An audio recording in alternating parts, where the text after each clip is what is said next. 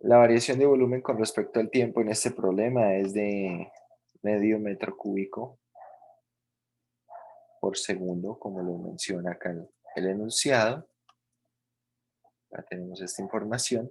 La pregunta es, ¿cuán rápido sube el nivel del agua cuando la profundidad del agua es de un cuarto de metro? Es decir, vamos a introducir acá variables en lo que es nuestro gráfico para poder plantear la pregunta en términos de las variables. Tenemos por acá nuestro trapecio isósceles.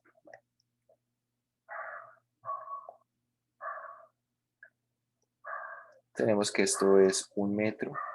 Acá en la Profesor, parte de creo que no arriba del... estamos viendo la pantalla. ¿Cómo? ¿No están viendo la pantalla? A ver, espera un momento.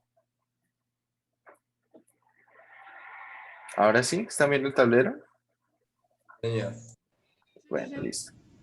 Bueno, ahí tenemos entonces el gráfico del problema. Tenemos esa razón de cambio que teníamos inicialmente, medio pie cúbico por segundo, perdón, que es la variación del volumen en el tanque con respecto al tiempo. Y bueno, tenemos acá lo que es ese canal de agua, ese canalón. Y vale, por acá tendrá, entonces, cuando se está llenando de agua, acá esto va a tener una altura. Esto va a tener acá una altura. Y acá esto tendrá una cantidad, un ancho X. Esto tendrá acá un ancho X. La altura vamos a llamarla H. Entonces, ¿cuál es el volumen de ese canal de agua? El volumen de ese canal de agua, de esa cantidad de agua, el volumen va a estar dado por ¿quién? Bueno, algo que yo les había pedido era consultar el volumen de algunas figuras.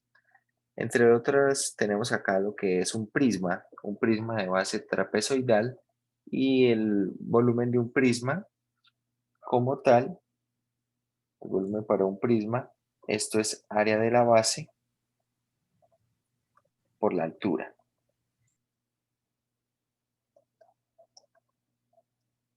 Esto que está acá es el volumen de un prisma. En nuestro caso tenemos un prisma de base trapezoidal, es decir, que acá necesitamos saber cómo se calcula el área de un trapecio. ¿Cómo se calcula el área de un trapecio? Se multiplica. Base mayor por base menor sobre 2 por altura, creo que es. Casi, pero es con suma. Es base mayor, o sea, es base mayor más base menor por la altura sobre 2. La suma de las bases por la altura sobre 2. Es decir, que en nuestro caso, ¿cómo queda el volumen de ese canal de agua? Entonces, en nuestro caso, el volumen del canal de agua será el área de la base, que será el área de ese trapecio. La base mayor será X, la base menor será 1, ¿cierto? Estamos pensando en lo que tiene agua, solamente en ese prisma de agua, por la altura que es H sobre 2. Todo esto multiplicado por la profundidad, que es 4, ¿cierto? Lo que vendría, bueno, siendo la altura si lo vemos como un prisma.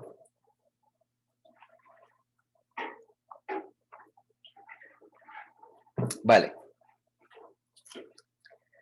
¿Qué es lo que nos pregunta el problema? Ahora que ya pusimos las variables, volvamos a las preguntas para ver qué es lo que debemos hacer. Pregunta, ¿qué tan rápido crece o qué tan rápido sube el nivel del agua cuando la profundidad es de un cuarto de metro?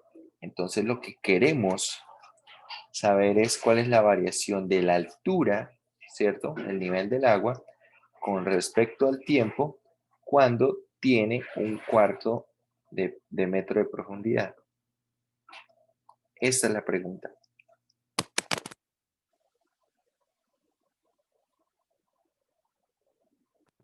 Esa es la pregunta.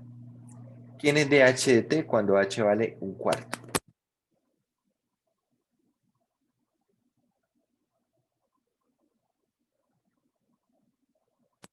Bueno, vamos a ver. Ya tenemos el volumen en términos de h, pero también en términos de x. ¿Qué necesitamos? Necesitamos ahora relacionar a h y a x. Necesitamos relacionar a h y a x para dejar la fórmula del volumen solamente en términos de h. Entonces veamos, a partir del dibujo voy a extraer una parte. Voy a hacer acá esta parte del dibujo más grande.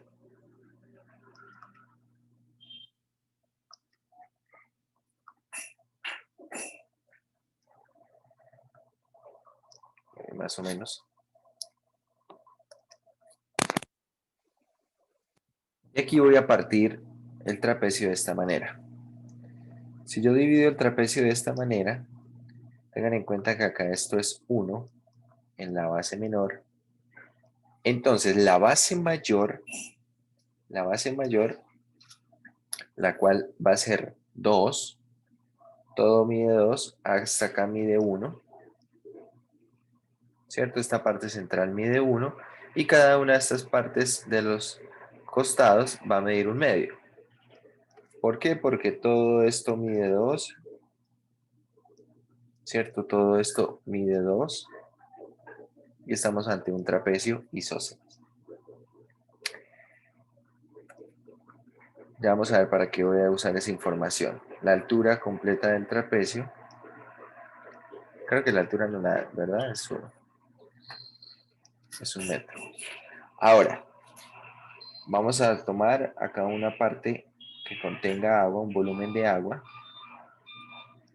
Habíamos llamado X a toda esta línea azul.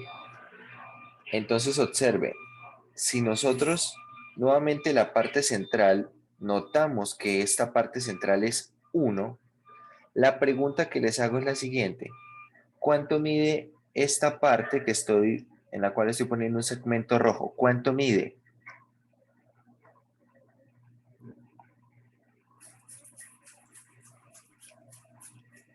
X menos un medio.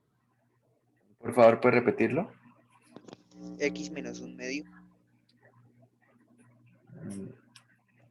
O sea, así, X menos 1/2. Sí. ¿Sí? ¿Es lo que dice? Sí, señor. Bueno, de hecho no es esto. A ver, miremos. X, que es toda esta parte azul, hasta acá. Esto es X. Y si a X le quitamos 1, que es la parte central, si a X le quitamos 1, entonces ¿qué queda? Quedan solamente estas dos partes, ¿cierto? Pero ambas partes son iguales. Entonces, cada una, ¿cuánto mide? Cada una va a medir X menos 1 dividido en 2. Eso es lo que mide esta parte. Esta parte en rojo mide X menos 1 dividido en 2. Y bueno, en la altura de ese volumen de agua va a ser H. Bien, ahora sí voy a retomar solamente una parte de lo que es la información de ese trapecio. Y será la siguiente. El triángulo de la derecha.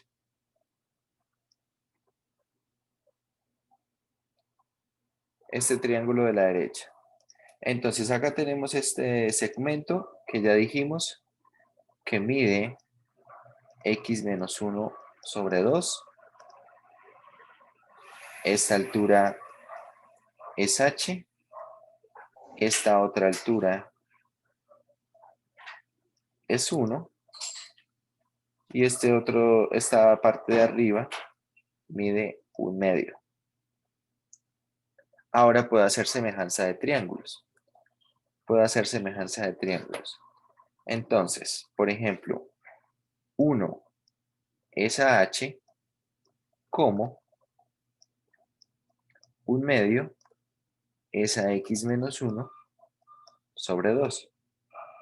¿De acuerdo? Bueno, vamos a hacer algunas cuentas. Esta parte de la derecha voy a hacer producto de medios y producto de extremos. Va a quedar 2 sobre 2 veces x menos 1, lo cual va a ser 1 sobre x menos 1. De este modo, x menos 1 es igual a h, ¿cierto? Igualando 1 sobre h con 1 sobre x menos 1. Multiplico en cruz y tengo que x menos 1 es igual a h. De este modo, se establece que x es igual a h más 1. Y esto era lo que necesitaba hacer para poder sustituir en la fórmula de volumen que tenemos. Bien. Bueno, ya sea que sustituya x menos 1 o que sustituya x, vamos a ver cómo queda entonces la fórmula del volumen. Entonces, el volumen. El volumen es x más 1 por h. Bueno, pero ¿quién es x más 1? X es h más 1. X más 1, ¿qué serán? H más 2, ¿verdad? Pero bueno, voy a reemplazarlo solamente x. Esto es x más 1, perdón, h más 1. H más 1 más 1, ese 1 que está allí, por h. Y acá, bueno, tenemos 4 sobre 2, esto es 2.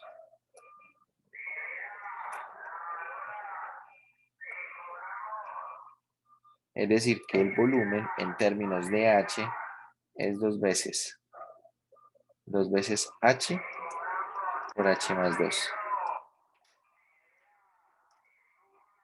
Acá tenemos 2h cuadrado.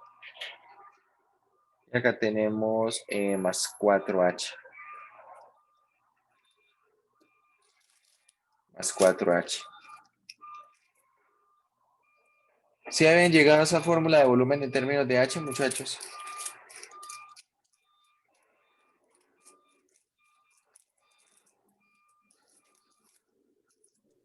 No, señor. Bueno, ahora que tienen la fórmula de volumen, hallen la razón de cambio que se pide. Ya tienen allí ese volumen, entonces hay que derivar implícitamente con respecto al tiempo, ¿verdad? Y luego, a partir de eso, hay que calcular la razón de cambio que nos pide.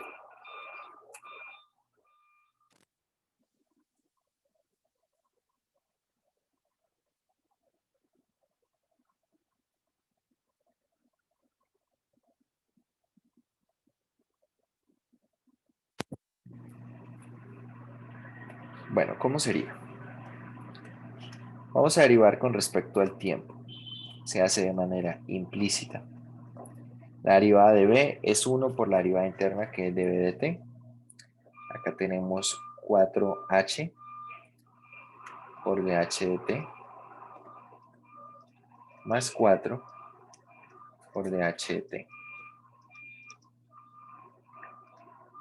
Vamos a despejar dh de t, entonces hacemos acá un factor común de h de t y queda factor de 4h más 4, de modo que dh de t es 1 sobre 4h más 4 dB de t. Y ahora podemos responder a la pregunta. dH de t cuando h es 1/4 es igual a ¿qué? Tenemos acá 4 por 1/4 más 4 por dB de t. Pero dB de t, ¿quién es? dB de t es 1/2, ¿cierto? Es la información que resaltamos o que extrajimos directamente del enunciado y es la variación. Es la variación del volumen con respecto al tiempo. Bueno, hacemos acá las cuentas. tenemos acá, bueno, esto es 5, esto da un décimo, creo que da un décimo, Sí, señor, un décimo. metro sobre segundo. Un décimo metro sobre segundo.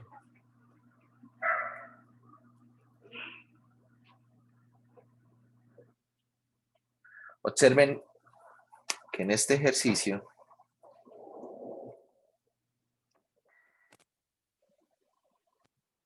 estamos usando varias cosas.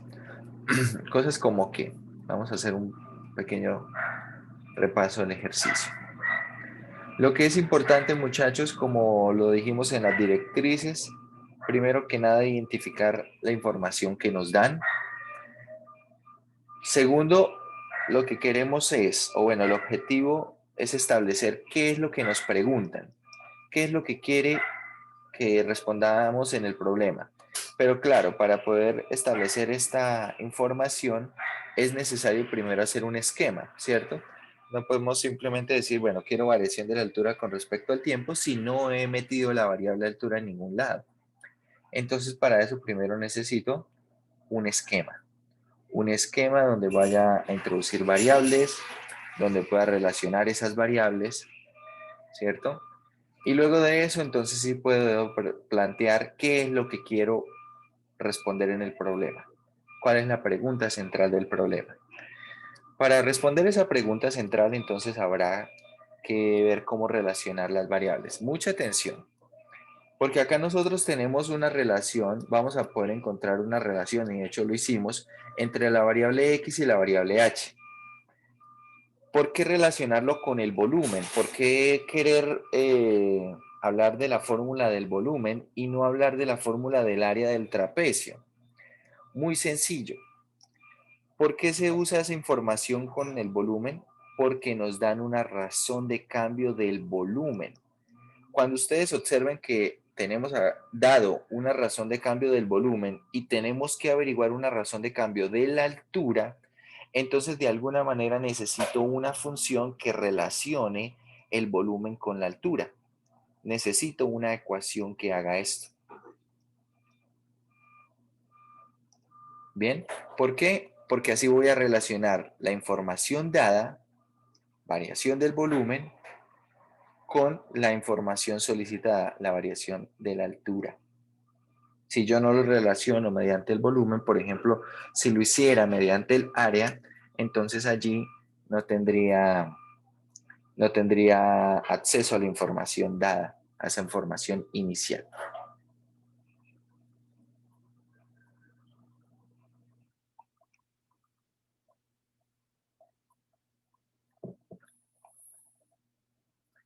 Bueno, dice, Jonal dice que trabajó con la razón, la razón de velocidad cuando ya estaba lleno.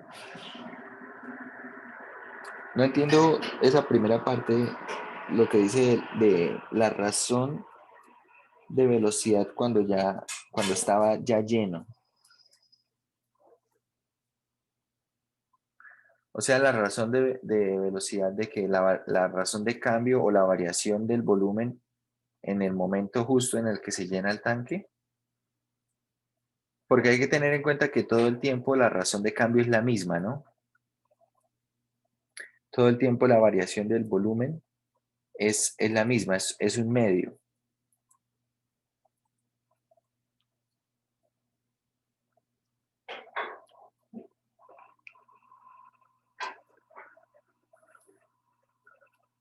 No veo cómo se puede relacionar con el X.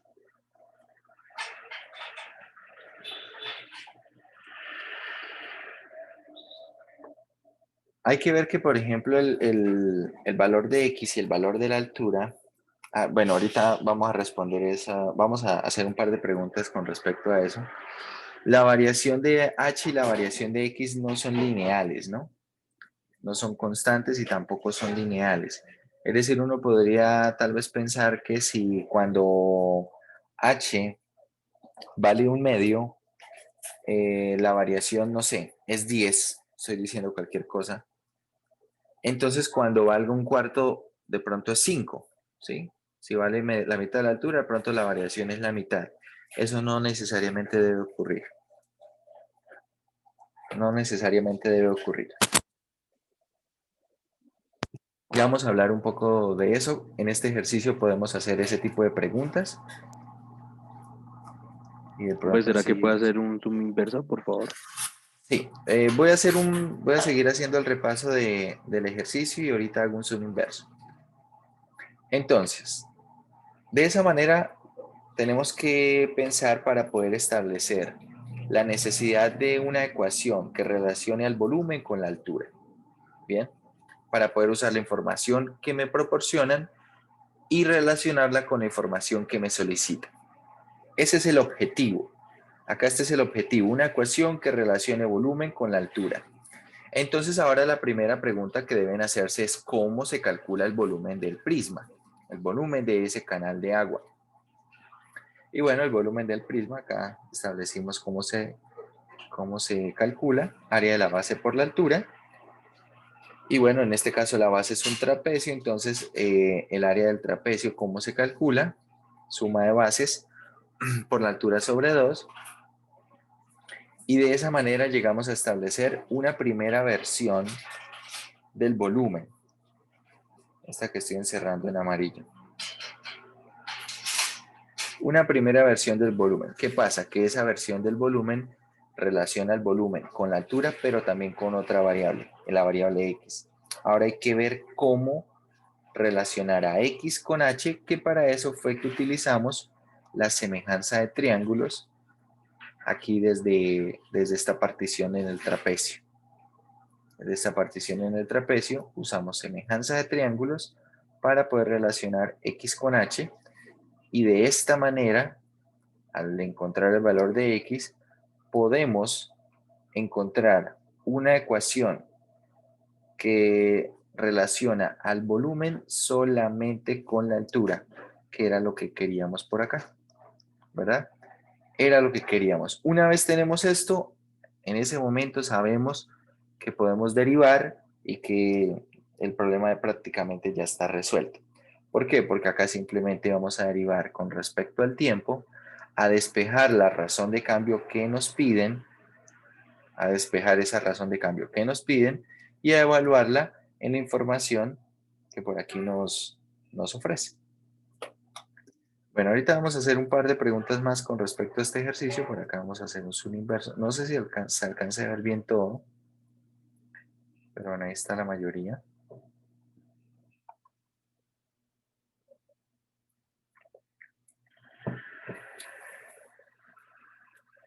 Quiero que calculen a partir de este resultado que estoy seleccionando, que estoy encerrando. Quiero que calculen lo siguiente. La razón de cambio de la variación. Bueno, la variación de la altura con respecto al tiempo cuando h es igual a 0.3, la razón de cambio cuando h es igual a 0.6 y la razón de cambio cuando h es 0.9. Bien, simplemente hay que tomar esto que está encerrado en blanco y reemplazar h y reemplazar dB dt, que es un medio, y obtener los resultados. Bien.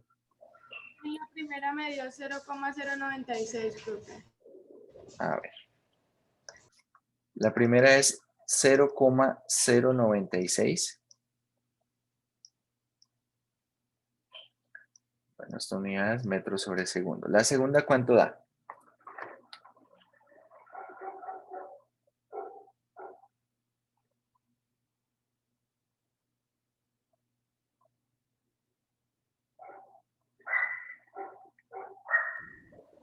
Cero coma 0,078.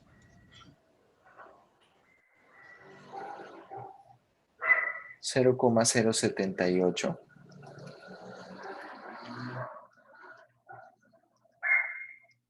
¿Y la tercera cuánto da?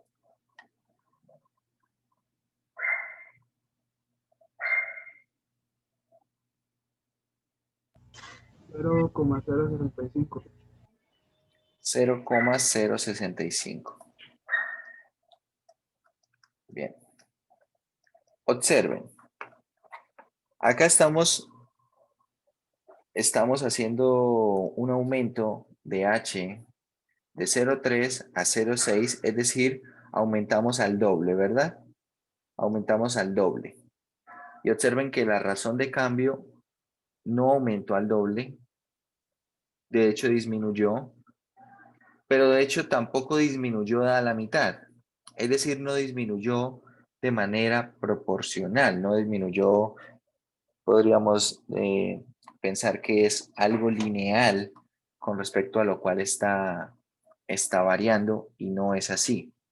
Por eso uno no puede establecer algunas ideas como si ocurre esto cuando está por la mitad, entonces debe ocurrir esto otro cuando va por un cuarto. No puede pasar eso.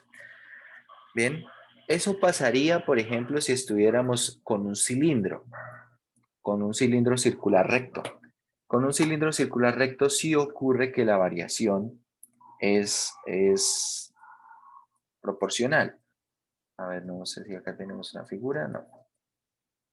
Si tuviéramos un cilindro circular recto, allí la variación sí sería proporcional.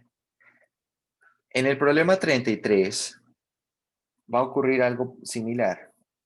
Suponga que en el problema 33, bueno, acá esto se está regando agua, ¿no? Pero vamos a suponer, simplemente quiero hablar de la forma del tanque. Suponga que usted tiene un cono, y en ese cono va a empezar a verter agua. Va a empezar a verter agua, abre una llave y esa llave arroja agua de manera constante. La pregunta es,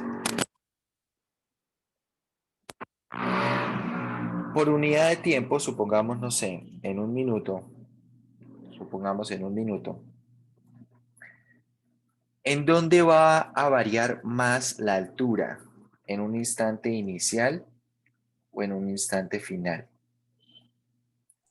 Es decir, supongamos que yo tomo como punto de partida esta altura y quiero saber cuánto aumenta la altura en un minuto. Y si luego tomo como punto de partida esta otra altura y quiero ver cuánta altura aumenta en un minuto, tengan en cuenta que el agua que está entrando todo el tiempo es la misma. Entonces la pregunta es, ¿será que en un minuto varía de la misma manera la altura? Es decir, ¿será que en un minuto acá, por ejemplo, No, aumenta esta cantidad y acá en el mismo minuto aumenta la misma altura? no, ¿Por qué? porque hay menos volumen en el primer minuto. Hay menos volumen en el primer tramo, ¿verdad? En la primera altura va a haber menos volumen que en la altura superior. Esa es la razón por la cual la variación de la altura no puede ser la misma. Entonces, claro, si yo, por ejemplo, acá doy espacio de un minuto, puede ser que en un minuto tenga esta altura, que el tanque aumentó en esta altura. Pero puede ser que para el siguiente instante en el que quiero mirar, en un minuto, la variación de la altura del tanque sea algo de este estilo. Ojo, en el mismo tiempo, ¿sí? Supongamos esto fue lo que ocurrió en un minuto y esto fue lo que aumentó también en un minuto. ¿Dónde hay más volumen? ¿En dónde aumentó más el volumen? ¿En la parte de arriba o en la parte de abajo?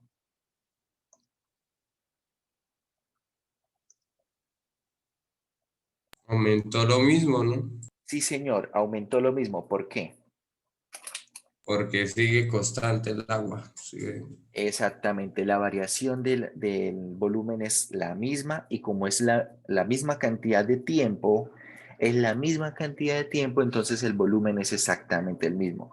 Pero por supuesto, acá en la parte de arriba, aunque los dos volúmenes que están acá en negro son los mismos, no tienen la misma altura. Y algo que podemos ver por lo cual eso ocurre también es porque no tienen los mismos radios, ¿verdad? No tienen los mismos radios. Por lo tanto, la altura, para que los volúmenes sean iguales, no pueden tener la misma altura. Entonces acá, en este ejemplo del cono, podemos ver que en la parte de abajo del cono la variación de la altura es mucho más rápida en un intervalo de tiempo que en la parte de arriba en el mismo intervalo de tiempo, ¿verdad?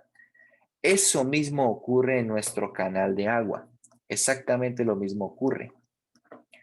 No podemos esperar que la variación de la altura sea la misma en cualquier intervalo de tiempo. De la misma manera, en la parte de abajo tenemos acá una menor área, ¿verdad? Tenemos acá una menor área. Por lo tanto, si yo quisiera ver qué pasa con el volumen en, no sé, en un minuto, puede ser que en un minuto aumente esta cantidad. Suba desde 0 hasta esta cantidad.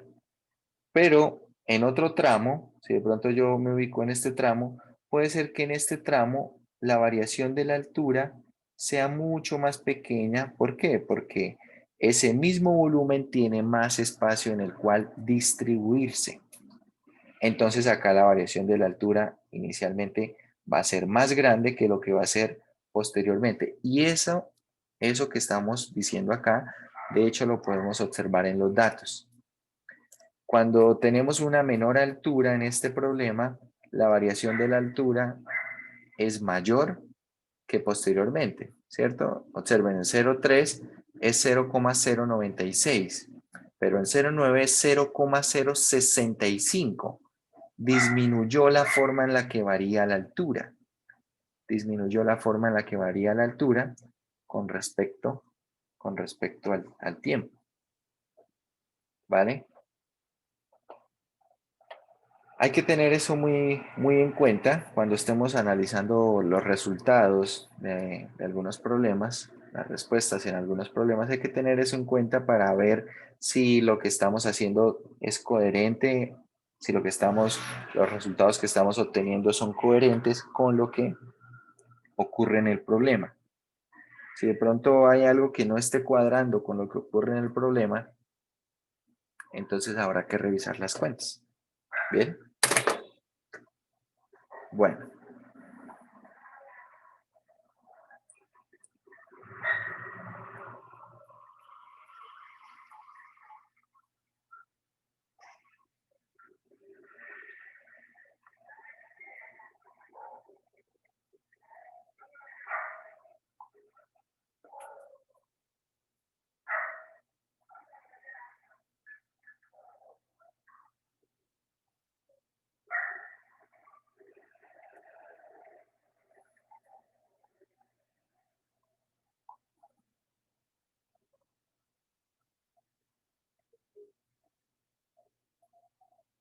Bueno, veo que hay varias personas me han escrito por allí que están teniendo problemas con el internet.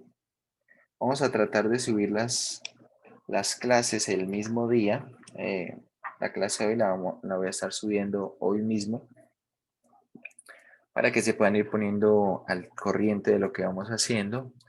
Y bueno, yo creo que les voy a enviar una encuesta tal vez el día de hoy. Les voy a enviar una encuesta, pues más o menos preguntando cómo está actualmente pues las condiciones de internet y ese tipo de cosas para tener un panorama un poco más claro de eso. Entonces, cuando reciban la encuesta, por favor, lo que les pido es que traten de llenarla con prontitud para tener también un buen resultado de la misma, ¿no? De la misma encuesta. Bueno, vamos a continuar. Aquí en Razones de Cambio, algo que yo les dije es que es bueno que hagan muchos ejercicios. También les digo que no empiecen con los ejercicios, tal vez ejercicios finales. Por ejemplo, el problema 41. El problema 41 es un problema en el cual hay que hacer muchas cuentas. Hay que saber bastantes cosas digamos, de geometría en términos de lo que es la semejanza de triángulos, sobre todo la parte de semejanza de triángulos, y algo de trigonometría, porque acá van a relacionar ese ángulo teta con las dimensiones que se van a trabajar en términos de la misma figura, la rueda, esta rueda que está girando, la rueda de la fortuna, y bueno, esa información que sea. Este no es un problema sencillo, problema 41 no es un problema para empezar, no es un problema para que lo ataquen inicialmente, es uno de los problemas que deben atacar después de haber hecho ya varios ejercicios. Este, al igual que el problema número 40, son problemas que, de acuerdo a la forma que tienen, bueno, a las herramientas que requieren, van a necesitar que usted tenga los conceptos bastante claros y que no sea uno de esos primeros problemas, un problema inicial. Bien. Vamos a hablar de extremos de funciones. Extremos de funciones. Y vamos a hablar directamente de lo que son estos extremos, lo que son los extremos absolutos y lo que son los extremos relativos. Bien. Acá vamos a necesitar empezar diferenciando algunas cosas. A medida que vayamos haciendo las definiciones, vamos a poder diferenciar eso. Una cosa es cuál es el extremo de una función y otra cosa es dónde se alcanza, ¿vale? ¿Dónde se alcanza? Entonces acá, definición de extremos absolutos. Tenemos que un número f de C1 es un máximo absoluto, ojo, es un máximo absoluto de una función si f, bueno, de una función f, si f de x es menor o igual que f de C1 para toda x, ojo, en el dominio de f. Bien, ¿qué quiere decir? Que f de C1, esta imagen f de C1 debe ser la más grande, debe ser la mayor que, o mayor o igual que cualquiera de las imágenes de todos los elementos donde en el dominio de f. En el dominio de f. Bien. Esa es la definición de lo que es el máximo absoluto. Mínimo absoluto es totalmente análogo. ¿En qué cambia? Un mínimo absoluto es un valor f de C1, es un valor f de C1 que cumple lo siguiente. La imagen de C1, esta f de C1, es menor o igual que la imagen de cualquier punto, de cualquier número en el dominio de f. Bien.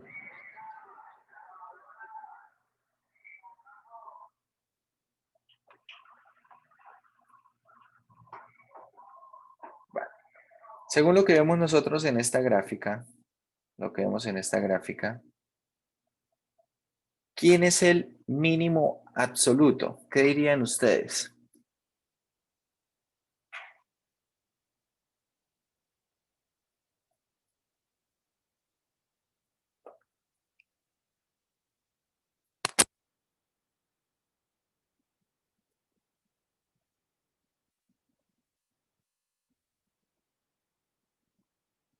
¿Qué dicen ustedes, muchachos? ¿Quién es el mínimo absoluto en esa gráfica?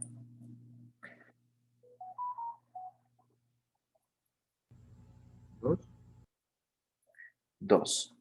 Muy bien. 2 es el mínimo absoluto.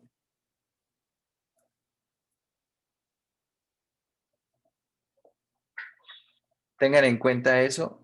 Precisamente el mínimo absoluto es la imagen, ¿cierto? ¿Y dónde se alcanza? Se alcanza más o menos acá en 3 medios, que es como 1.5.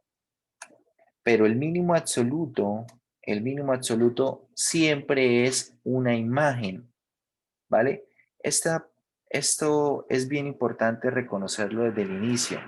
No quiero que más adelante confundan los extremos absolutos con dónde se alcanzan. Una cosa es dónde se alcanza el extremo absoluto y otra cosa es quién es el extremo absoluto, ¿vale? Bien, vamos a hablar de extremos relativos. La diferencia entre extremos absolutos y extremos relativos es la siguiente. Bueno, quiero definir primero lo que son los extremos relativos antes de revisar esos teoremas, para que de una vez notemos la diferencia. Tenemos un número f de c, la imagen de C1, ese f de C1, es un máximo relativo de una función si cumple con qué? Con que f de C1 es mayor o igual que f de x.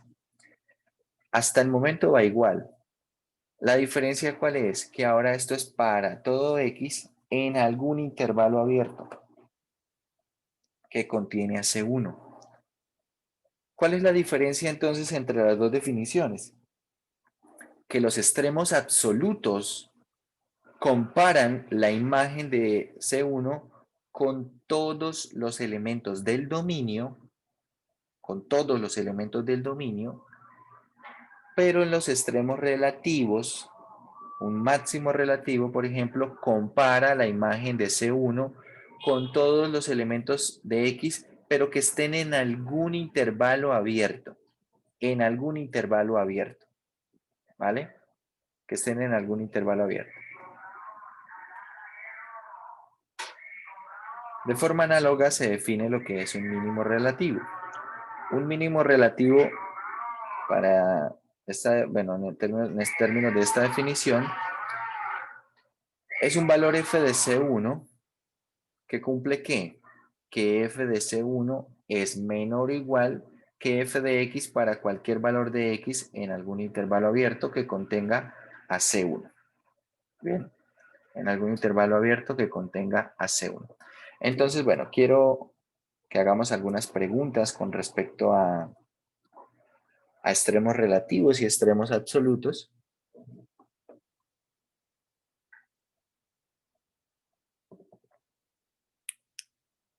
Y bueno, esto vamos a ir apoyándonos en GeoGebra.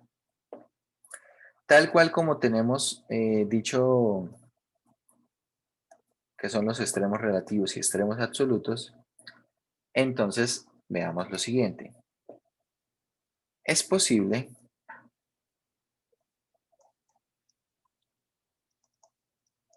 que un extremo, o bueno, vamos a poner así, que un número sea máximo relativo y mínimo relativo a la vez. ¿Qué dicen ustedes?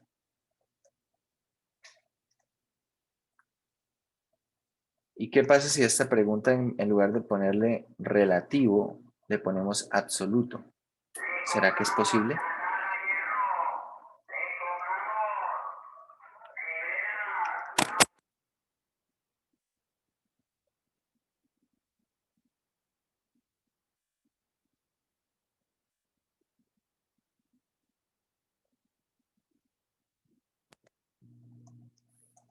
¿Qué dicen, muchachos?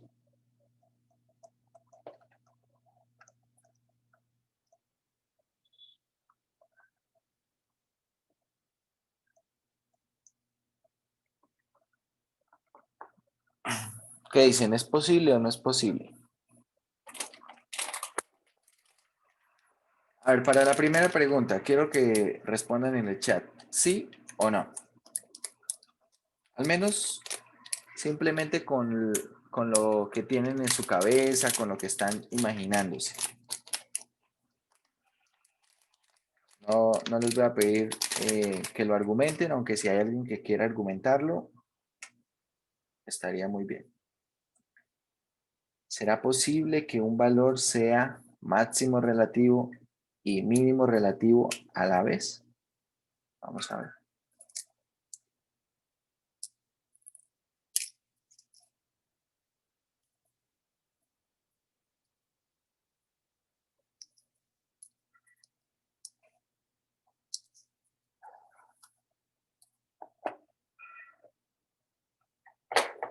A ver qué dicen por aquí.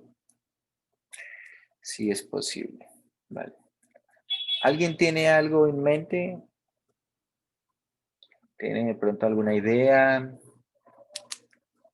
quiere argumentar por qué si es posible o no. De pronto, ¿qué están pensando? ¿En qué tipo de función están pensando?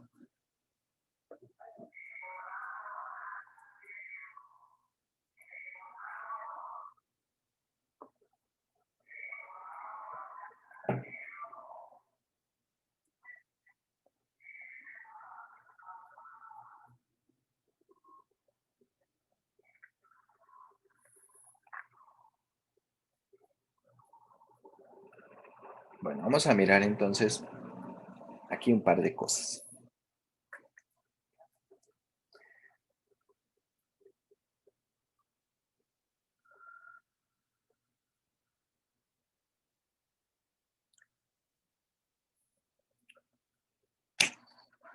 Bueno, lo que dice Jonael está bien, pero no sé si va en el sentido que lo quiere decir. No es que tenga un problema de continuidad, ¿no? No es tanto que tenga algún problema de continuidad, aunque,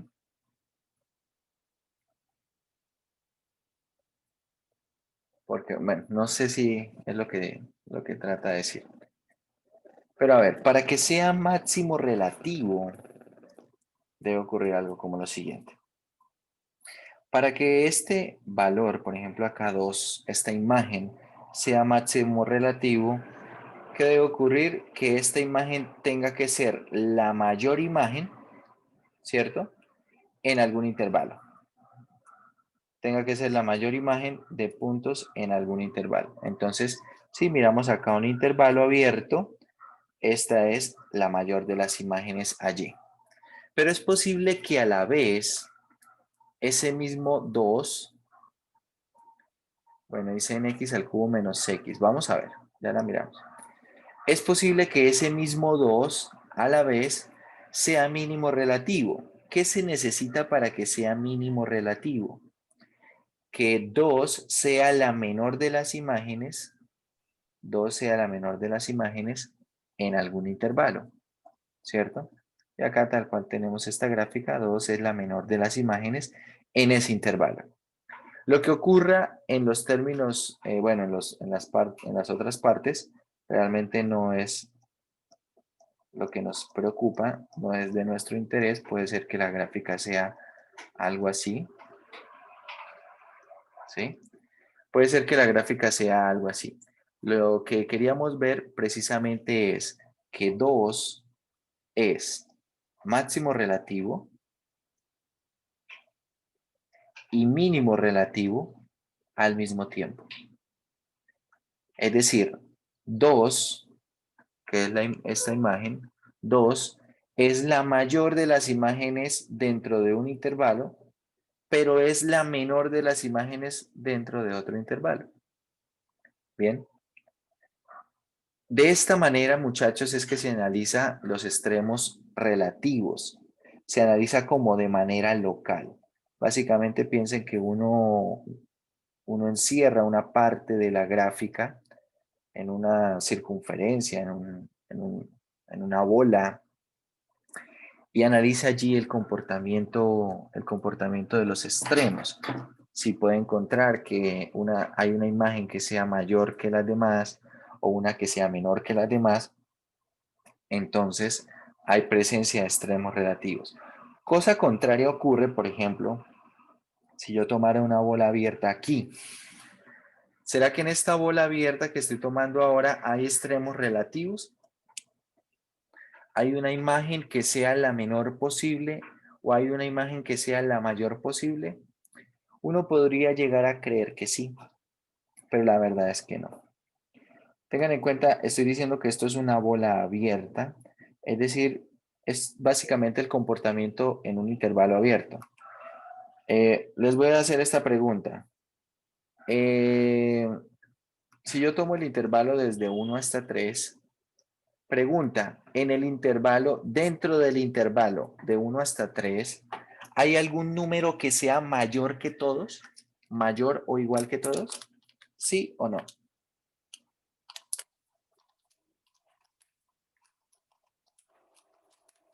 Y dentro de ese intervalo, desde 1 hasta 3, ¿hay alguno que sea mayor o igual que todos los demás?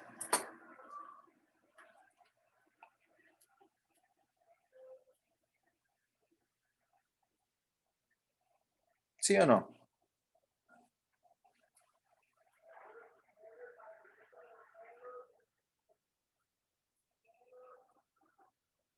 ¿Qué dicen, muchachos? Vamos, necesito que participen más. Si no, pierde bastante sentido lo que estamos haciendo. En el intervalo de 1 a 3, cerrado, ese intervalo cerrado, ¿hay algún número que sea mayor que todos los demás? El 3. El 3. No, porque el 3 sería igual, mayor o igual, o sea, Bueno, eso, que sea mayor o igual que todos los demás. El 3 solo es sería mayor o mayor igual o que ¿qué? igual. ¿Cómo? El 3 solo sería mayor o igual que 3, ¿no? No, es mayor o igual que todos los que están en el intervalo. Es igual al 3, pero es mayor que los otros. Es decir, que Pero la 3 pregunta no es que sea mayor e igual que todos. O sea, ahí ya no aplicaría porque ya es igual. Ah, solo mayor, ¿sí? mayor o igual. Ah, ok, ok. Entonces 3 es mayor o igual que x para todo x que pertenezca al intervalo desde 1 hasta 3 cerrado. Eso se cumple. Pero ahora voy a hacer la pregunta de esta manera. ¿Será que existe algún número dentro del intervalo que sea mayor o igual que todos los demás en el intervalo abierto de 1 a 3?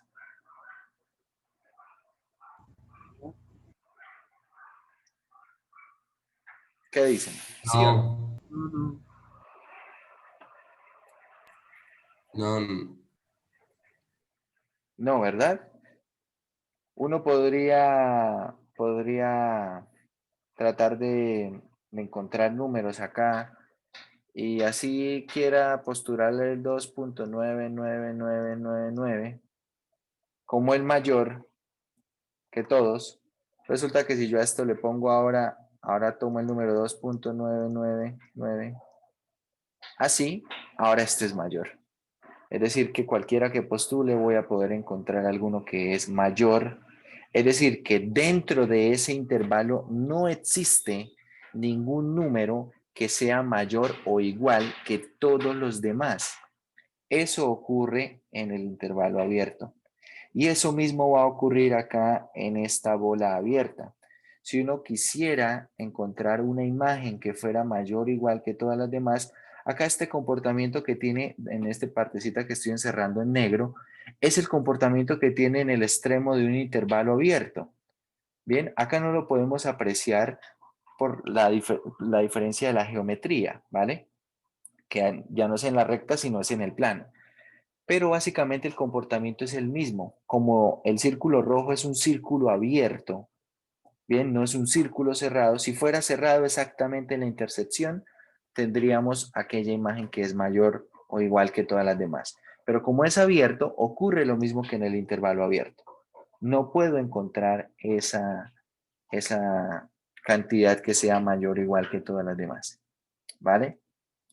Entonces, el análisis de extremos locales o extremos relativos se hace de manera local, se analiza de manera local, no se analiza de manera global, ¿vale? Por ejemplo, acá tengo un mínimo relativo, pero este es el mínimo absoluto. No. ¿Será que hay imágenes comparando con todo el dominio, imágenes que sean menores que 2? Sí. Por ejemplo, acá tenemos el 0. Esta imagen es menor que 2. Entonces, por lo tanto, 2 no puede ser mínimo absoluto de esta gráfica, ¿vale?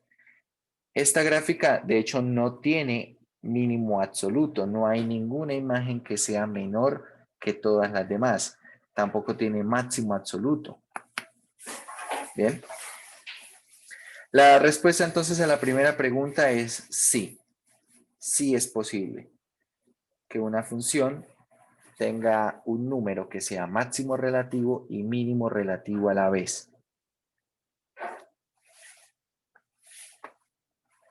Bueno, creo que el compañero que había postulado la de x al cubo menos x ya dijo que no. Creo que no. Creo que ya dijo que no, ¿verdad? Que esa tal vez no funcionaba para esto. Pero bueno, igual vamos a mirar a ver qué características tiene. X al cubo menos x. Allí tenemos.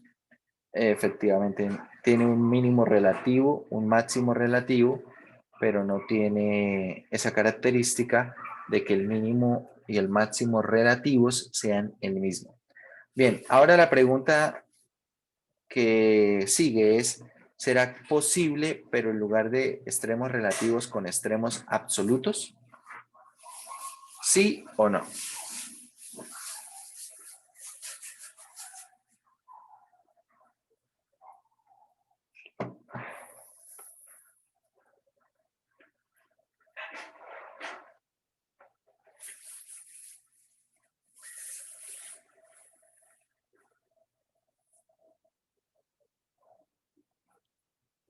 Bueno, por qué piensan que no? Alguien que quiera compartir de pronto su idea, su percepción. ¿Por qué consideran que no?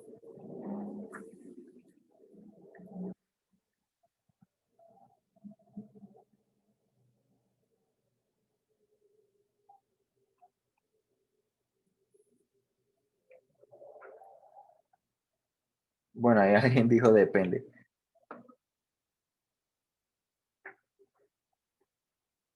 No sé qué tanto cabe el depende teniendo en cuenta que estamos hablando de posibilidad, ¿no? ¿Es posible o no es posible?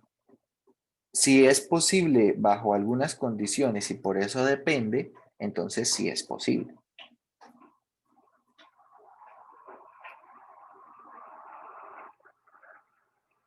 Y si bajo cualesquiera condiciones se encuentra que no es posible, entonces la respuesta sería que no es posible. Bien, resulta que sí es posible. ¿Cómo ocurre esto? ¿Cómo ocurre esto? Vamos a ver. Voy a borrar todos los dibujos. Ah, no, mejor voy a borrar solo una parte. Porque en este caso sí es posible. Bueno, porque en este caso también es posible. Resulta que para que, a ver, piénselo, si la menor imagen, la menor de todas las imágenes, es igual a la mayor de todas las imágenes, es porque la función es una función, por ejemplo, constante. Vamos a poner constante 4. Observen que en una función constante, la imagen es 4 para cualquier valor, ¿verdad? Entonces, la pregunta es, esperen, voy a cambiarle acá un poco el color.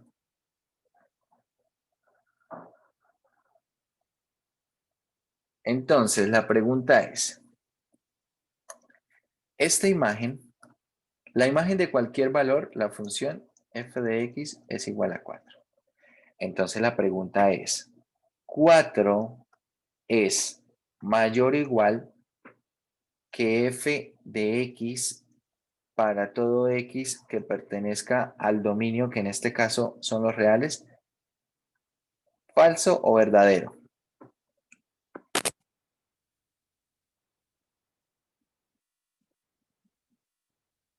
¿Se cumple o no se cumple? ¿4 es mayor o igual que f de x para todo x en los reales?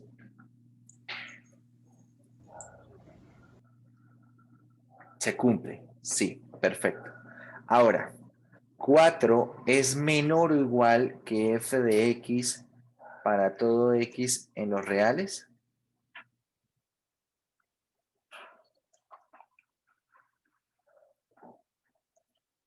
También se cumple, ¿verdad? ¿Qué quiere decir? Que 4 es la mayor de todas las imágenes, pero también es la menor de todas las imágenes. Y acá estamos comparando con todo el dominio, los reales. Entonces es posible que una función tenga un número que sea máximo absoluto y mínimo absoluto a la vez. Sí, es posible. Y esa función debe ser constante. Si la función no es constante, Entonces eso no puede ocurrir. El único caso en el que ocurre es para alguna función constante. ¿Bien? Vale. Bueno, ahora quiero hacer la siguiente pregunta. Bueno, esas son algunas preguntas con respecto a extremos absolutos y relativos. Esto que estamos haciendo acá realmente lo que busca es que podamos hacernos a una idea de la diferencia entre extremo absoluto y extremo relativo.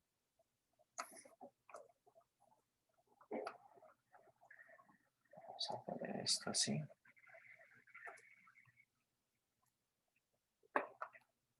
Vale, ahí está esta función.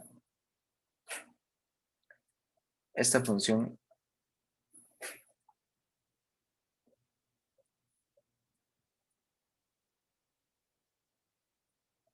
ahí está, que se vea mejor.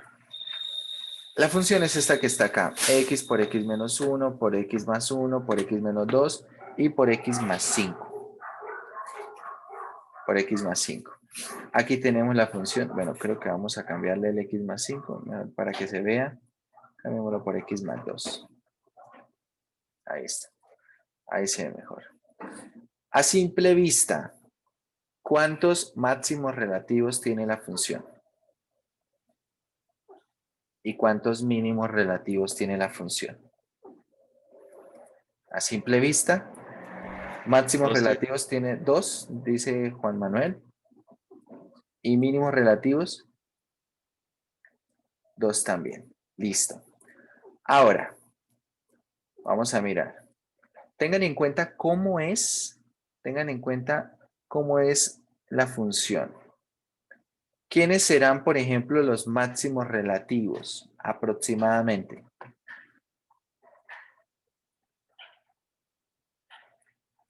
Díganme un valor máximo relativo de los que tengamos allí aproximadamente.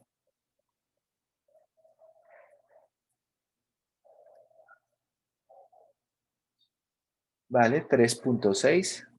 Bueno, para hacer las cosas un poco más sencillas, entonces voy a ubicar este punto aquí donde parece que tenemos el máximo. Y bueno, como dijo el compañero, tal vez 3.6, ahí está. Eso es. Tenemos una aproximación. ¿Qué otro valor? 1.4. Ahí está, sí. 1.4, 3.6.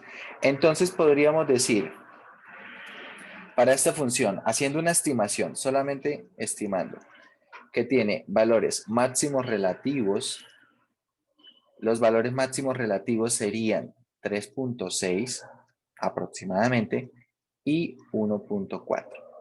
Estos dos valores. Mínimos relativos, aproximadamente, ¿quiénes serían?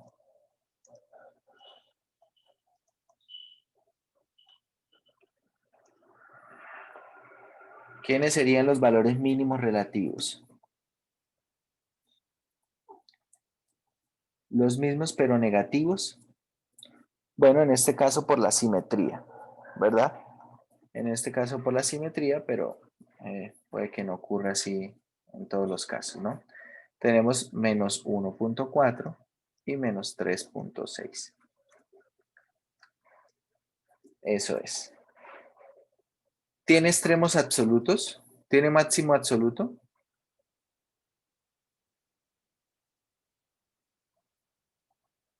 ¿Tiene máximo absoluto o tiene mínimo absoluto? No.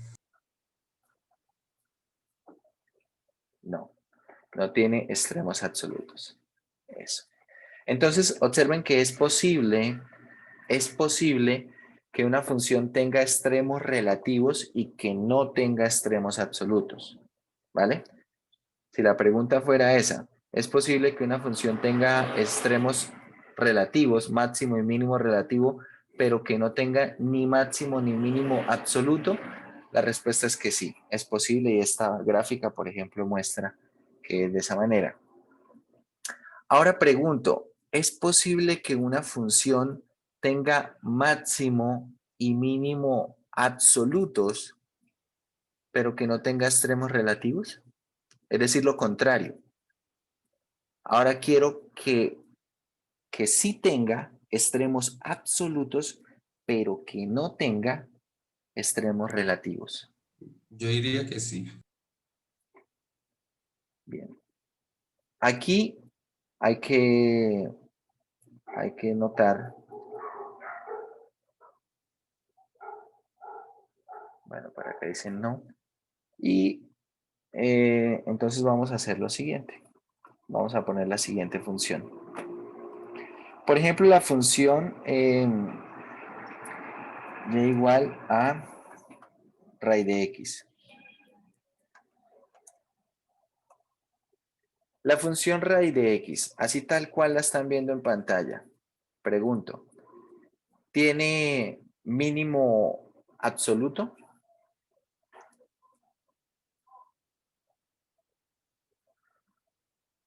¿Sí o no? ¿Hay alguna imagen que sea menor que todas las demás? 0,8.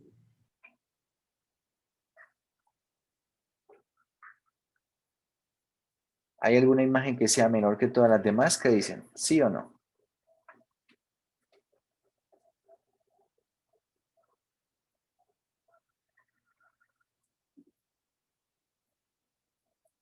Sí, ¿cierto? ¿Quién? El 0. 0. El 0. Entonces observen, esta función cumple con lo siguiente. Cumple con lo siguiente. Esta función tiene la siguiente particularidad. Tiene un mínimo absoluto, 0 es mínimo absoluto. 0 es mínimo absoluto.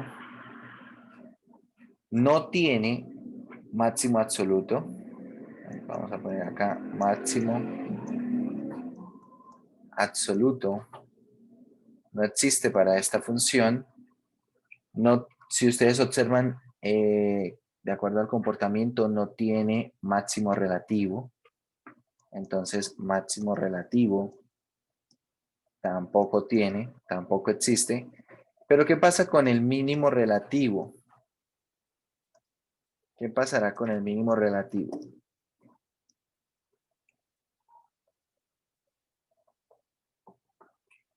¿Qué pasará con ese mínimo relativo?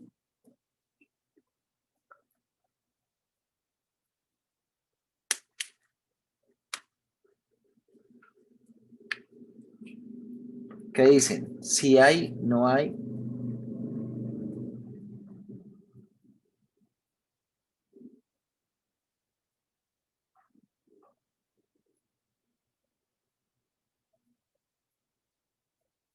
También es 0. ¿Por qué? Porque si ustedes toman un intervalo abierto alrededor del 0, acá, pueden ver que 0 es la menor de las imágenes para todo valor dentro de ese intervalo abierto, que es lo que pide la definición, ¿verdad? 0, esta imagen es la menor de todas cuando tenemos ese intervalo abierto. Bueno, voy a hacer acá una traslación para no confundir.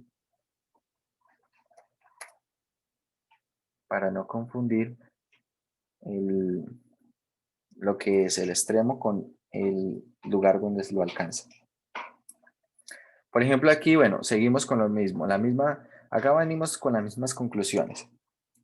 0 es mínimo absoluto si la imagen es 0, máximo absoluto no tiene, máximo relativo no tiene y mínimo relativo es 0. ¿Por qué? Porque alrededor aquí del 1, que es donde está alcanzando ese extremo relativo, ¿verdad? Tomamos un intervalo abierto y podemos ver que la imagen de 1, que en este caso es 0, es la menor de las imágenes dentro del intervalo abierto. Es la menor de las imágenes.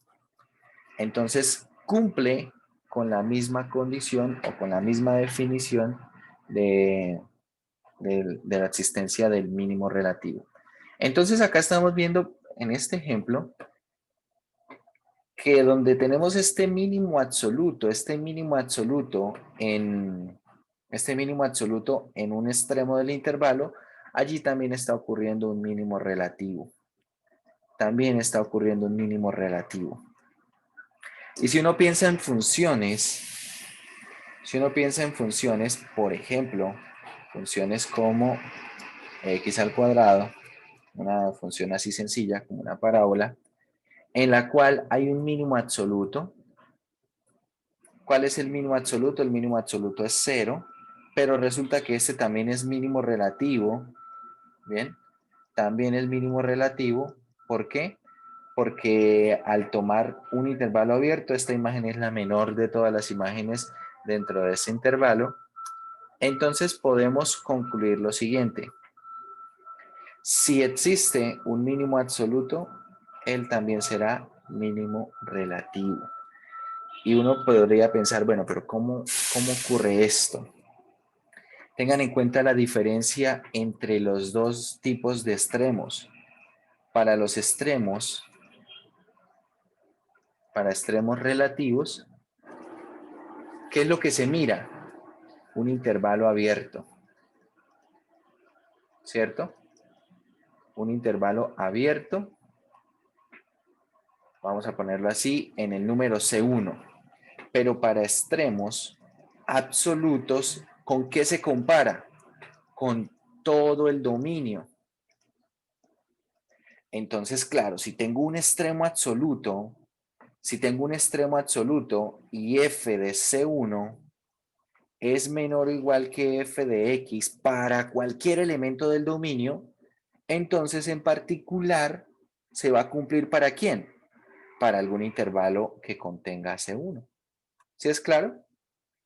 Si yo tengo acá C1 y resulta que la imagen de C1 es menor que la imagen de cualquier elemento del dominio, para todo x en el dominio de la función, entonces en particular si yo tomo un intervalo abierto, ese intervalo abierto va a contener elementos del dominio, ¿cierto? Y si la imagen de C1 era la menor posible para cualquier elemento del dominio, entonces la imagen de C1 también tiene que ser la menor posible dentro del intervalo abierto. No puede ocurrir que eso se contradiga. Es decir, no puede ocurrir que dentro del intervalo abierto la imagen de C1 no sea la menor posible, porque si no es la menor posible, entonces ¿qué va a ocurrir? Que esta regla como tal no se va a cumplir en todo el dominio, ¿vale? Entonces, si tenemos extremos absolutos, también tenemos extremos relativos, pero lo contrario no es verdad. Si tenemos extremos relativos, no necesariamente tenemos extremos absolutos, ¿vale?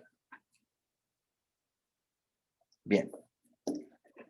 Quería que hiciéramos esas comparaciones y esas observaciones con respecto a extremos, porque más adelante algo que nos va a interesar muchísimo es cómo encontrar esos extremos. En los problemas de optimización vamos a querer encontrar cuál es la mayor de las imágenes, la menor de las imágenes y dónde se alcanzan.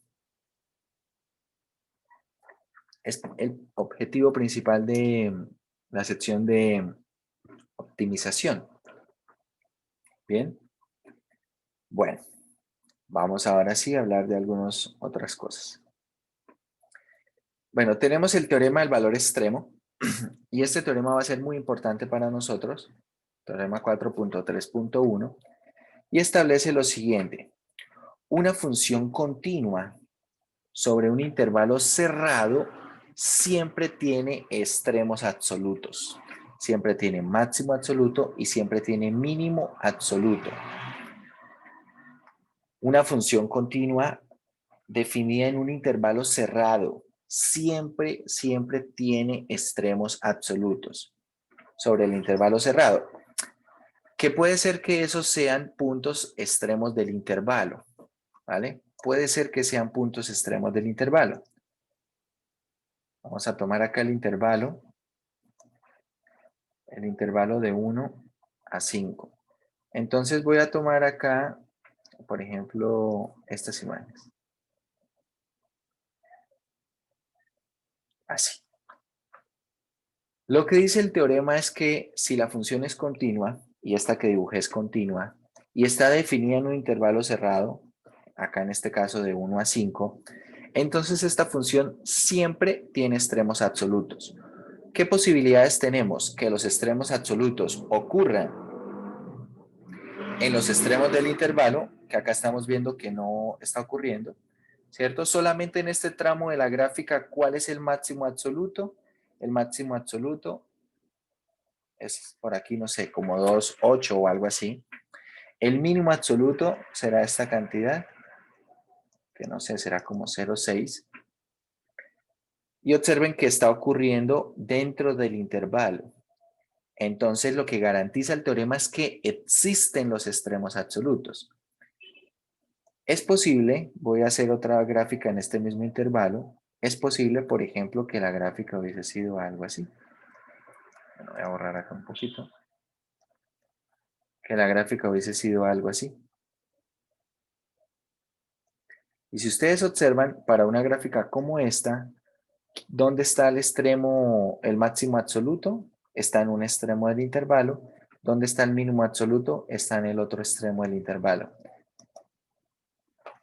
¿Dónde tenemos entonces candidatos a que ocurran los extremos absolutos? Pueden ocurrir en los extremos del intervalo o pueden ocurrir en el interior del intervalo, pero acá esto tendrá un comportamiento muy específico. Más adelante lo vamos a mencionar. Estos serán valores críticos, serán números críticos. Entonces, quiero que nos hagamos a la idea de estas gráficas y que comprendamos que siempre va a ocurrir que tengamos extremos absolutos en un intervalo cerrado para una función continua definida sobre ese intervalo. ¿Que dónde ocurren esos extremos absolutos? Pueden ocurrir en los extremos del intervalo o pueden ocurrir en el interior del intervalo, pero no en cualquier lugar. Tiene que tener un comportamiento especial, ¿vale? Entonces vamos a ir en camino a definir ese comportamiento. Bien, bueno, acá se habla un poco de extremos absolutos, de extremos relativos. Bueno, observen lo que dice por aquí. Todo extremo absoluto, con excepción de un extremo de un punto de frontera, también es un extremo relativo. A ver, yo les voy a explicar por qué excluye un punto frontera. Hay casos, dependiendo de cómo esté dada la función, hay casos en los cuales un extremo absoluto no es un extremo relativo, que fue algo que faltó mencionar.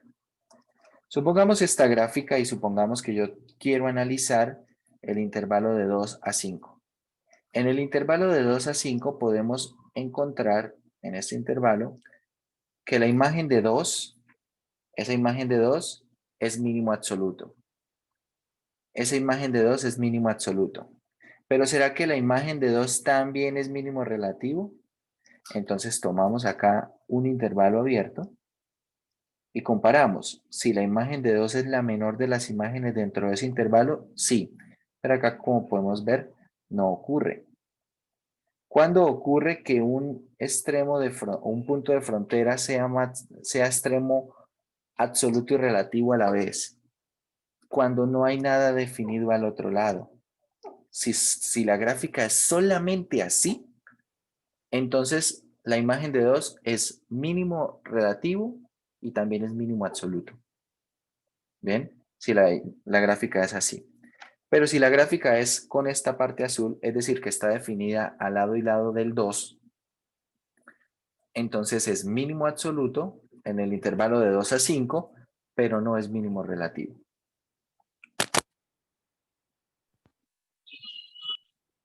Es el único caso en el que se excluye la presencia, o bueno, cuando tengamos presencia de extremos absolutos, y que ellos no sean extremos relativos. Cuando la función está definida después. Eso no ocurría en el valor absoluto, ¿verdad? En el valor absoluto hacia la izquierda no estaba nada definido. Entonces allí no había problema. Bien. Vamos a hablar de cómo es ese comportamiento especial y para eso necesitamos definir lo que son números críticos. Entonces, un número crítico de una función es un número C del dominio. Esta parte es bien importante, que a veces suelen omitir o suelen olvidar. Los números críticos deben ser números del dominio. Deben ser números del dominio.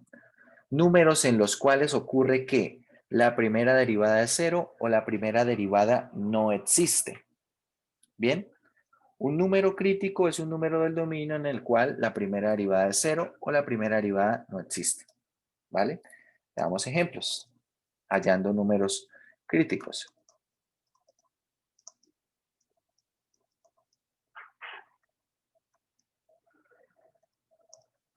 Hallar números críticos.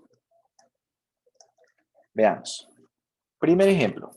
Vamos a tomar la función f de x igual a x al cubo más x.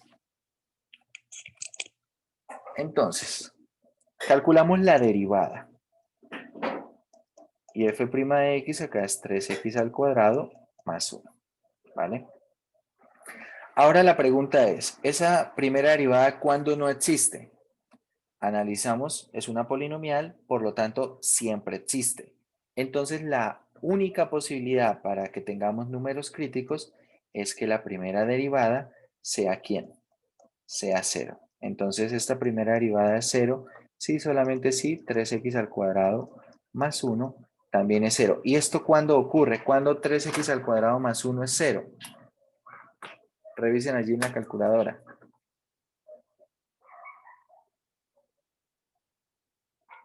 Cuando 3x al cuadrado más 1 es 0.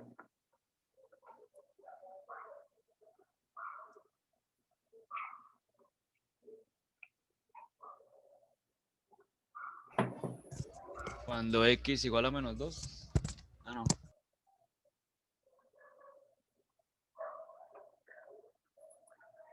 A ver, alguien me pidió la definición de número crítico. Ahí está. Un número crítico de una función f es un número c en su dominio para el cual f' de c es 0 o f' de c no existe. Bien. ¿Cuál es la solución de 3x al cuadrado más 1 igual a 0?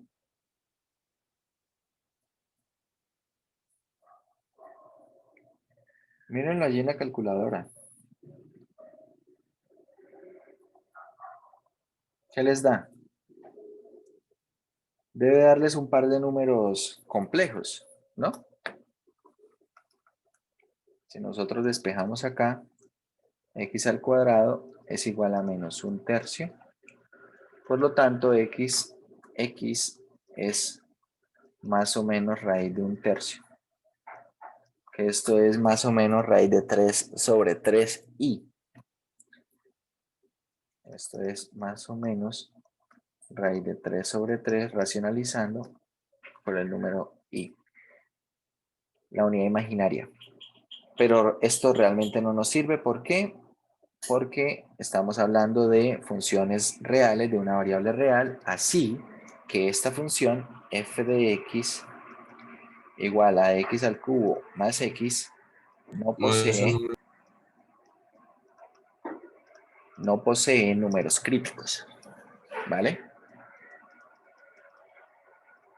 No tiene números críticos. Bueno, vamos a ver otra. 2. F de x siendo la función x a la 1/3. Siendo la función x a la 1/3. ¿Quién es la derivada? F' de x, ¿quién es? Es 1/3 de x a la menos 2/3, ¿verdad? Le dije 1/3 y puse un medio.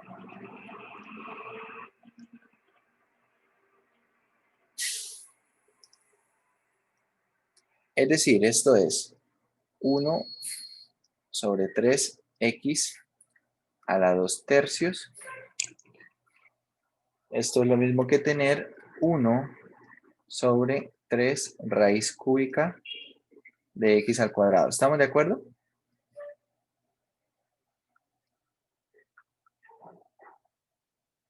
Y ahora si nosotros miramos, la pregunta es, ¿cuándo f' de x no existe? Y resulta que f' de x no existe si x vale ¿cuánto? Cero. 0. Para x igual a 0, la primera derivada no está definida. Si nosotros nos preguntamos cuándo la primera derivada se hace 0, no tiene solución, ¿vale? La primera derivada siempre va a ser diferente de 0 en este caso. Dicho lo cual, entonces x igual a 0 es número crítico de f de x, x a la 1/3. Bien. Yo les aconsejo, muchachos, siempre que se pregunten primero cuándo la primera derivada no existe. ¿Por qué? Porque normalmente esa pregunta es la que olvidan. Bien. Normalmente se acostumbran a preguntar, bueno, ¿cuándo la primera derivada es 0? Y se van directamente a resolver esa pregunta. Y resulta que en casos como este, la primera derivada nunca se hace 0. Sin embargo, hay valores donde la primera derivada no existe. Y en la mayoría de casos es más fácil poder descartar o poder resolver el caso cuando la primera derivada no existe y obtener así rápidamente una respuesta de si por la no existencia de la primera derivada hay puntos críticos o no, que cuando se analiza con el 0, ¿no? Cuando se analiza cuando la primera derivada es 0. Entonces, consejo, primero hagan la pregunta de cuándo la primera derivada no existe. Si esa pregunta tiene o no solución, como en el caso anterior, era polinomial, entonces no hay ningún valor para el cual la primera derivada no exista. Entonces, paso a la siguiente pregunta, ¿cuándo la primera derivada se hace 0? En este caso, empezamos nuevamente cuando no existe. Resulta que en este caso sí hay valores en los cuales no existe. Y si preguntamos cuándo se hace 0, resulta que no se hace 0 nunca. ¿Por qué no se hace 0 nunca? ¿Quién me explica?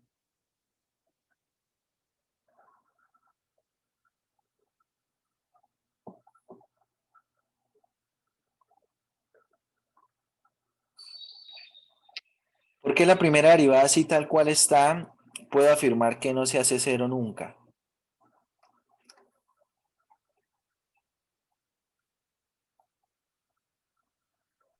Porque el denominador se hace 0. Pues el denominador se hace 0 cuando x vale 0, pero ¿será que hay algún otro valor que pueda hacer que todo se haga 0? No sé, voy a decir cualquier cosa. Pi. Si de pronto al evaluar en pi todo esto se hiciera 0, entonces tengo un valor en el cual se hace 0. Pero ¿cómo estoy seguro de que no existe ningún valor que haga 0 la primera derivada para este caso?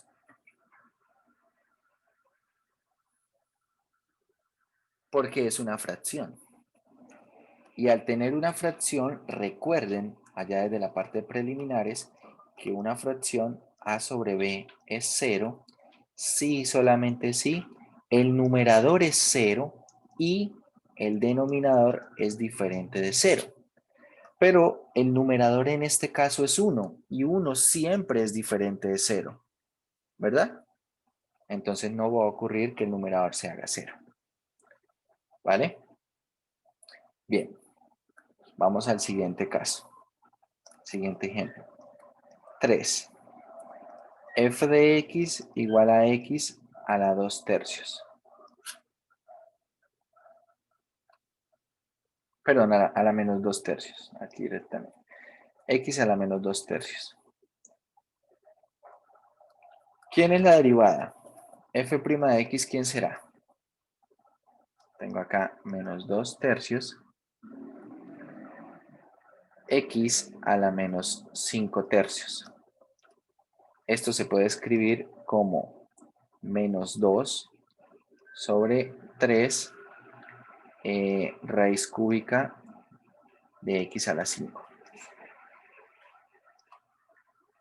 Entonces la pregunta es, ¿para qué valor la primera derivada no existe? ¿Para qué valor la primera derivada se hace 0? Y en conclusión, ¿cuáles son los números críticos de esa función?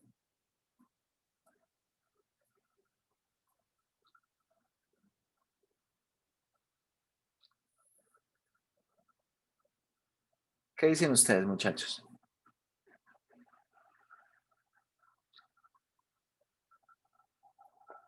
Números críticos para esa función.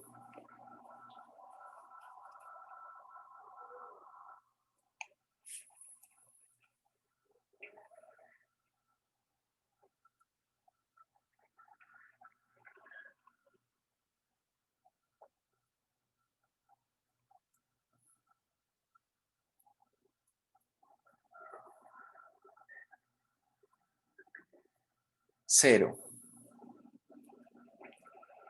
Bien, ¿alguien tiene lo mismo? ¿Tiene algo diferente?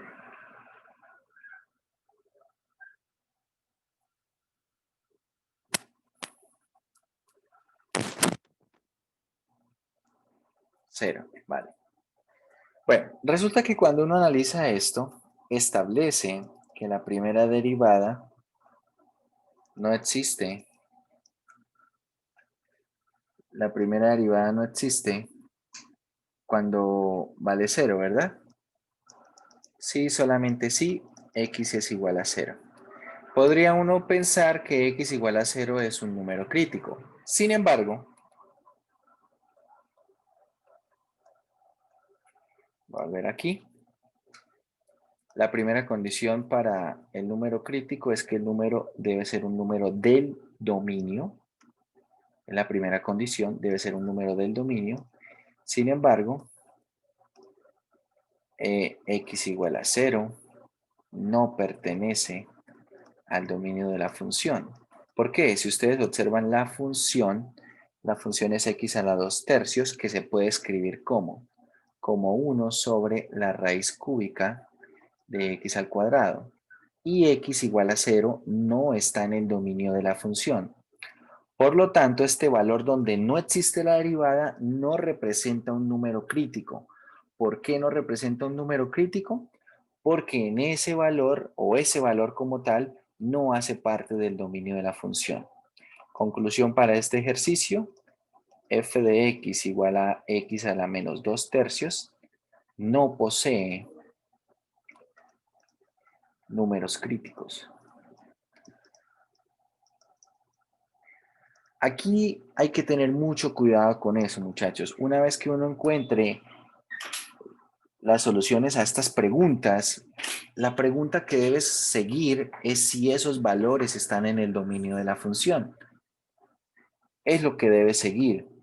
Que en el primer caso en el segundo caso no pasaba nada. ¿Por qué? Porque x a la 1 tercio es lo mismo que raíz cúbica de x y el 0 sí pertenece al dominio de la función. Por eso en este caso el 0 sí era número crítico de la función, ¿vale? Pero en el tercer caso no ocurre lo mismo. Bueno, vamos a dejar ahí por hoy.